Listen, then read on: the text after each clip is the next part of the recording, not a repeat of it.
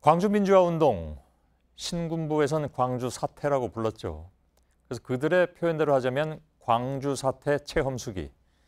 이게 대체 무엇이고 이걸 어떤 식으로 고쳤다는 것인가? 이건 좀 한 걸음 더 들어가 봐야 될 문제이긴 한 것 같습니다. 그래서 이지은 기자가 나와 있습니다.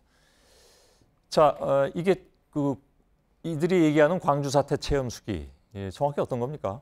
네, 육군이 광주에 투입된 공수부대원들의 그 당시 수기를 정리한 겁니다. 예. 1985년 그리고 88년에 작성된 것으로 군 내부 자료로 가지고 있었던 겁니다. 그런데 1988년 국회 청문회가 있었는데 많은 분들이 기억을 하시죠. 그렇습니다. 이걸 앞두고 국회에서 이게 이제 제출이 되면 수기 내용이 문제가 될 수 있다고 보고 이 보안사 511 분석반이 이 내용들을 뜯어 고치도록 한 겁니다. 예, 511 분석반이라는 건 물론 자신들이 이름을 붙였겠지만 왜 511인지는 취재가 됐습니까? 네, 그렇습니다. 이 5월 11일 청문회를 앞두고 5월 11일에 공식적으로 이 모임을 분석반을 만들었다라는 청문회는 취지에서 연말에 있었는데 분석반을 만든 건 5월 11일에 만들었다. 그 전이기 때문에 물론 그런데 이제 그 전에 활동들은 하고 있었는데 이제 공식 모임이 그날 정해졌다고 해서 알겠습니다. 그렇게 된 걸로 알고 있습니다. 발포 명령자 문제가 불거질 수 있으니까 고쳐라. 이런 게 이제 앞 리포트에 나왔던 그런 내용인데 또 어떤 부분을 바꾸라고 했습니까? 네, 과잉 진압, 사격 시기, 그리고 사망자 수 이런 것과 관련된 것들은 수정 조치하라고 했고 또 과도한 진압이 있었다 이런 내용이 있으면 아예 통째로 뺀 겁니다. 예. 수정이 아니라 아예 그냥 통째로 빼버리는 사례가 꽤 있다 그런 얘기죠. 네, 그렇습니다. 과잉 진압에 대한 부분을 좀 살펴볼까요? 네, 당시 10일 공수여단 인사참모였던 권모 중령의 수기를 좀 보도록 하겠습니다. 다음 작전을 고려해서 이 초기 진압 단계에서 강력하게 대항했다. 이렇게 문제점이 지적이 됐는데 이 내용은 이 초기 작전부터 의도적인 과잉 진압으로 인식이 가능하기 때문에 본인에게 통보를 해서 부분 수정했다. 이렇게 나옵니다. 예, 왼쪽에서 오른쪽 순서대로 보면 될 것 같군요. 네, 그렇습니다. 위에 보시면은 이 문제점이 어떻고 이거에 대한 원인이 이러므로 조치를 이렇게 해라라고 볼 수 있습니다. 과잉 진압이란 단어만 나오면 무조건 수정을 하게 한 건가요, 그러면? 네, 그렇습니다. 다음 내용을 좀 같이 보시겠습니다. 이 5월 20일은 19일에 과잉 진압으로 시민 반응이 좋지 않아서 이 끝에 보면 오후부터 적극적으로 진압 지시를 했다라고 문제점을 지적을 합니다. 이에 대해서 이 부분은 과잉 진압 관련설의 근거가 될 수 있으므로 이 역시 본인에게 통보를 해서 제작성하게 하는 조치가 내려집니다. 그러니까 뭐 하나하나 전부 이렇게 신경 써서 빌미가 될 만한 건 다 고쳤다. 뭐 이렇게밖에 해석이 안 되는 것 같군요. 네, 그렇습니다. 지금 수정된 권중령의 22장짜리 수기를 확보해서 지금 본 거잖아요. 네.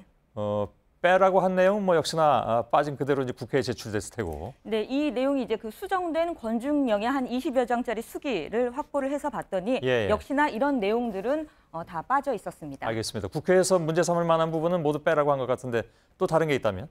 네, 이 당시 삼공수여단 15대 대장의 이 수기를 다시 좀 추가로 보겠습니다.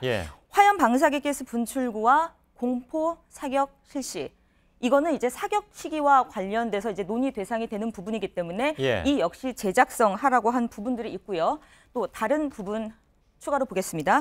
이 폭도들의 허위 첩보에 의해서 오인 사격이라는 부분이 있는데 이런 부분은 군의 위신을 추락시킬 수 있으므로 이 역시 재작성하라고 한 겁니다.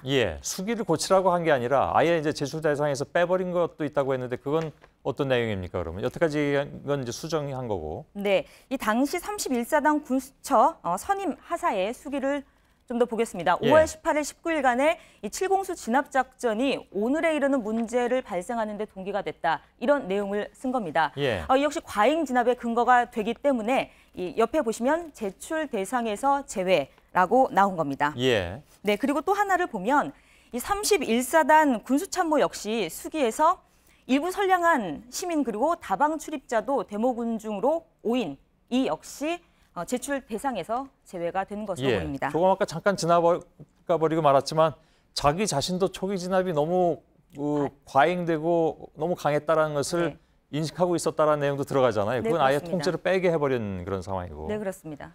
반대로 신군부의 유리한 내용은 적극 활용하라는 부분도 보이죠. 네, 당시 3공수여단 16대 대장이 쓴 수기를 보겠습니다. 이 전남대 정문과 후문에 2만 명에서 3만 명의 군중이 있었고 이 군중 속에서 간혹 카빈총을 쏘아대곤 하였다. 이렇게 나온 겁니다. 예. 이것은 그러니까 반증 자료로 활용하라 이런 조치가 내려진 건데요. 그러니까 신군부 입장에서 정당 방위를 할 수밖에 없었다. 이런 근거로 쓰인 것으로 좀 볼 수 있는 겁니다. 그러나 저것은 실제로 집단 발포가 이루어진 다음에 일어난 상황이기 때문에 그래서 군중 속에서 카빈총이 발사됐다라는 것은 오히려 군중 쪽에서 정당 방위로 했을 가능성이 더 높은 상황인데 네, 그걸 그렇습니다. 거꾸로 자신들한테 유리하게 썼을 가능성 이게 네. 지금 이 문서에서 보인다고 볼 수 있는 겁니까? 네, 그렇습니다. 예. 알겠습니다. 그리고요. 네, 이 사실상 그 최초의 진상 규명이었던 88년 청문회에서 이런 자료들이 이제 제출됐기 때문에 사실 이런 그 자료의 진위 여부를 좀 먼저 더 확인을 해봐야 한다는 그런 지적이 나오는 겁니다. 그러니까 바로 이걸 진위 여부부터 따진 다음에 진상조사도 할 수 있다. 네. 이렇게 볼 수 있을 것 같습니다. 이지은 기자였습니다.